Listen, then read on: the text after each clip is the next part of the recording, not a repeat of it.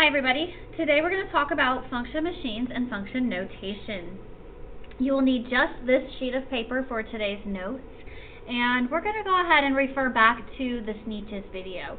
So in the video with the Sneetches, the Dr. Seuss book, remember Sylvester McMonkey McBean puts the Sneetches into the star on machine, and they come in without a star and they come out with only one star. Okay? Now, if they came out as two Sneetches, that would be kind of blood and guts, so we can't have two values coming out of the machine. That means the machine is not functioning properly.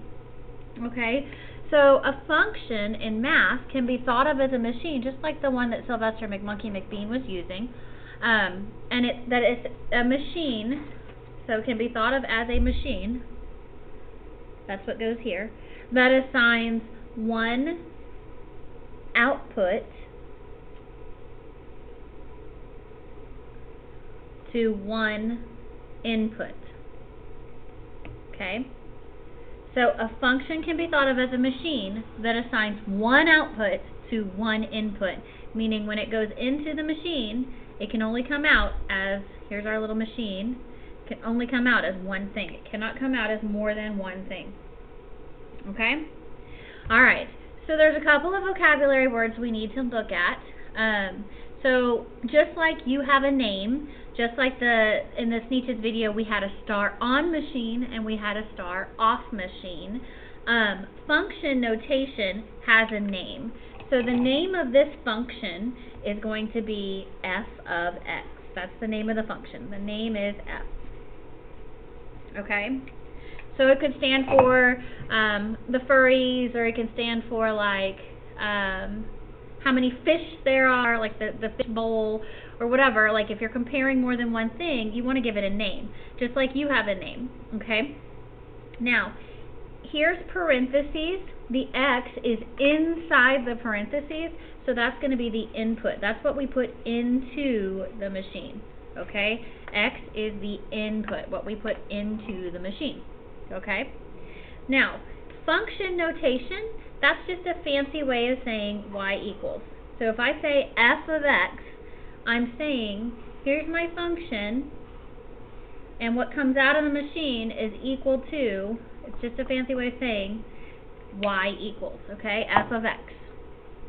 And you read this as f of x, okay? So you say f of x. That's how you say it. That's what this is, f of x, okay? And then you have your expression. Now your expression is just the other side, okay? It's what the machine is doing. It's the work the machine is doing, okay? It's the work. It's what's happening inside the machine, okay? All right, so if you look down here at the bottom, we have a couple of machines. They're a little crazy looking, but they're machines. Okay, so f of x is this function at the top of the page. F of x is 3x plus 4. They want us to find and illustrate f of 2 and f of negative 1. Okay, so this machine, the f machine, we know up here is doing 3x plus 4. Okay, so this is what's going on in the machine. 3x plus 4. I'm going to write a little smaller. The machine is doing 3x plus 4. Now, if I want to do f of 2, so this is the first one, f of 2, then what's going to go into my machine? Well, what's inside the parentheses, that's the input. That tells you what to put in. So I'm going to put 2 into my machine. Okay, so 2 is going into my machine. And where does it happen? What do we do with the 2? Some work is done to the 2. So instead of x, I'm going to put 2. So you say 3 times 2 plus 4. And so 3 times 2 is 6, plus 4 is 10. So the machine comes out as 10. So here is my input, and the input is x. And here is my output, and the output is y. Okay? So, there's lots of different things that we can write about this. We write f of 2 equals 10. Or we can say x equals 2, comma, y equals 10. Or we can say the ordered pair 2, comma, 10, because x, comma, y for ordered pairs. Okay? So all of these things, 2 goes inside, 10 is on the outside. X is 2, y is 10. Ordered pair, x comes before y, so 2, comma, 10. Okay, so 2 is going into the machine, 10 is coming out. Okay? Alright, we're going to do the exact same thing. Here's the machine, 3x plus 4. But this time, we're going to illustrate f of negative 1. So for this machine, what is going to go into this machine? Negative 1. So negative 1 is my input. It's going into my machine. 3 times negative 1 plus 4. So that's the work. Instead of putting x, I'm going to put negative 1. It's going into the machine. I'm going to do some work on it, and it's going to come out of the machine. So what comes out of the machine? Well, that's negative 3. And then plus 4 is going to be 1. And that's my output. Okay? So let's write it in all the different ways we can write it. I'm going to zoom in now. So for f of negative 1, what do I get? Well, f of negative 1 is, that means equals, positive 1. Input, output. X equals negative 1. Y equals positive 1. Ordered pair, negative 1, comma 1. So the expectation is that you can write it all 3 ways. Okay? Alright, let's see what happens on the inside here. We're not going to do all of these examples. We're only going to do some of them. Let's start with the first one. So if you look up at the top, we have 2 different expressions. We are equations, or 2 different functions, okay? We've got one function that's f of x. I'm going to color that one orange. Not orange, let's do yellow, since I have my yellow highlighter in my hand. So we have one function that's f of x. Then we have another function that is g of x. Okay? So if we come down here, we can see we've got f of x and g of x listed here. So let's highlight all the g functions the same color. So we're going to pick blue, because that's what it says. So blue. And don't worry about the very last one. Okay? Alright, and then we're going to highlight all the f functions. Okay? Don't worry again about the last one. Alright, so in the first one I'm doing f of 3. So that means that my input is 3. So this is x right here. Right? What I put into the machine. So what work is going to be done? X squared plus 3. So f of x is x squared plus 3, so I'm going to do x squared plus 3. But instead of putting x, I'm going to put 3. And then I'm going to go to my calculator, just so I don't get this wrong. 3, parentheses 3 squared plus 3 is 12. Okay? So we're just figuring out what it equals. F of 3 equals 12. Alright, what about g of 3? Well, instead of using the yellow function, now I'm going to use the blue function. So I'm going to use x plus 1, but instead of writing x, I'm going to write 3. That doesn't say 3 plus 1, that says 3 plus 3. 3 plus 1 is 4.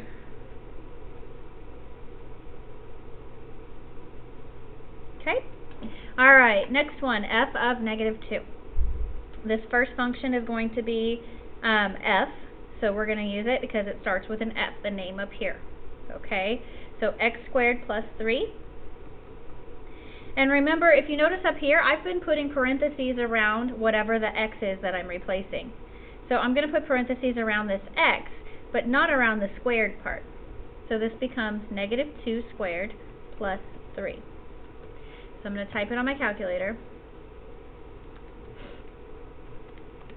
And I get 7. So f of negative 2 is 7. Okay? G of 0. Which equation am I going to use? The blue one, because it says g. So x plus 1 That's the work the machine is doing. Instead of writing x, I'm going to write 0. 0 plus 1, that's equal to 1. Okay? Alright, these two down here have both yellow and blue. So what you do is you treat them as two separate problems. Okay? So let's just look at this first one. I probably won't do both of them, just this first one. f of 2, that's going to be x squared plus 3. But instead of writing x, I'm going to write 2. So I'm going to erase the x and I'm going to put parentheses and then 2. Okay?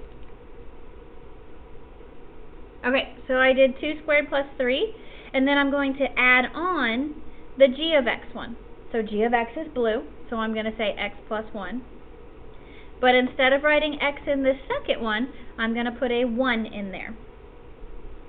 So parentheses 1. Then you can just type it all on your calculator. So parentheses 2 squared plus 3 plus 1 plus 1. And that's 9. Okay. So really all we're doing is we're saying what's going to go into the equation. Instead of writing x, I'm going to write this number. Okay? Alright. Alright, so down here, what is the value of f of 5? Go ahead and evaluate that and pick your answer, and then we'll come back and check your work. Okay? So instead of writing x, I'm going to put a 5. Okay? So there's an x right here. So we're going to say 5 squared. There's a 3, and then there's an x here, so it's going to say 5 also. So now I just type this on my calculator. So it's 5 squared minus 3 times 5, and that's 10. So I get 10, which is answer choice C. Okay? Alright, go ahead and evaluate this one real quick, and then we will check your answer. Okay, everywhere I see x, I'm going to put a 3. So this is f of 3 equals negative 3 times 3 plus 1. Then you just type it on the calculator. Negative 3 times 3 plus 1 is negative 8. Correct answer is B. Everywhere you see an x, you're going to put that 3 that goes right here. Okay. Alright, it says, if f of x equals 2 times x minus 5, which expression represents x plus 1? This one's a little bit trickier, but essentially you're going to take what's inside the parentheses and you're going to replace it for this x. So remember, instead of writing x, we write parentheses and everything inside. So it would be 2 parentheses x plus 1, and then minus 5. So everywhere you see x, you replace it with this. So go ahead, follow the distributive property on this one, and get your final answer. So when you multiply out, you get 2x, and 2 times 1 is 2, then minus 5. Then remember, this one has x, but these two don't. So I can put these two terms together. 2 minus 5 is negative 3. So this is 2x and negative 3. When you put them together, that makes a subtraction sign. So that's A. Okay? Alright. The last thing is about graphing. Remember, on graphs, they go x, comma, y. Okay? So x comes first and y comes second. Okay? So let's go ahead. Oh, also remember that x is on this axis and y is on the up and down. So horizontal is x and vertical is y. So we have two graphs here. We have f of x, which is this graph that I'm making blue. And we have g of x, which is this graph here that I'm making pink. Okay? So looking at my problems, I see f of 4. Well, remember, that's f of x, right? So f of x is 4. Well, I need to figure out what, remember, this side is y. So remember, this is x, this side is y. Okay? So let's go to the blue graph, and let's find when x is equal to 4, which is right here. And let's go to the graph. So here is the point. When x equals 4, what does y equal? Well, it equals negative 1. So the answer to this problem is negative 1. Okay? So you find where the x is, you find it on the graph, and you figure out where it is on the y-axis. Okay? So let's look at this last one because it also says 8f. So f of 8. So remember, we're looking for when x is 8, we're trying to find y. So come over here on the x-axis to 8, go up to your graph, which is right here, and how high is y? Well, y is 1. So this is x equals 8, y equals 1. Okay? Alright, let's talk about the pink graph. So on the pink graph, we've got g of -2. Pink is g. How do I know which graph is which? I'm sorry, I should have said that from the beginning. They're labeled. The pink one has g of x on it, and the blue one has the f of x. Okay? So g of -2. So that means I need to go back to -2 on my number line, which is right here. And so if x is -2, how much is y? Well, y is 0. Okay, so this answer is 0. G of 5. So that means I'm looking for when x is 5, what is y? Go over to 5 on the x, come on up here. X equals 5. What does y equal? Oh, it also equals 5. Okay. Alright, so you come down here and you just have to remember x and y. So remember, let's do the g one first. So if g of x is 4, so here's g of x. Now, this is x. What is this? This is y, remember? So we're trying to go to the y-axis at 4. Y-axis at 4. And so what is x? Well, x has two different numbers on this one. Right here, x is 4. Sorry. So y-axis on 4. So we're going to here on the 4. And we're going to go 4, 4. So x equals 4. But also, if I keep going across, there's another one. And it's 8. So the g of x one on this has two answers, answer 4 and answer 8, because when y equals 4, I've got it here and also here. Go straight across. Okay? Now look at the f of x. So it says if f of x equals 3, so f of x is our blue graph, and remember that the 3 is our y. It's the second one, so it's the y. So go up to 3, and you're going to find it on your graph, which is only in one spot, right there. So where is that? That's at 2. So x equals 2. Okay? Alright, you'll only get better at these with more practice that you do. So go ahead and work on your worksheet that goes along with this, and have a wonderful day.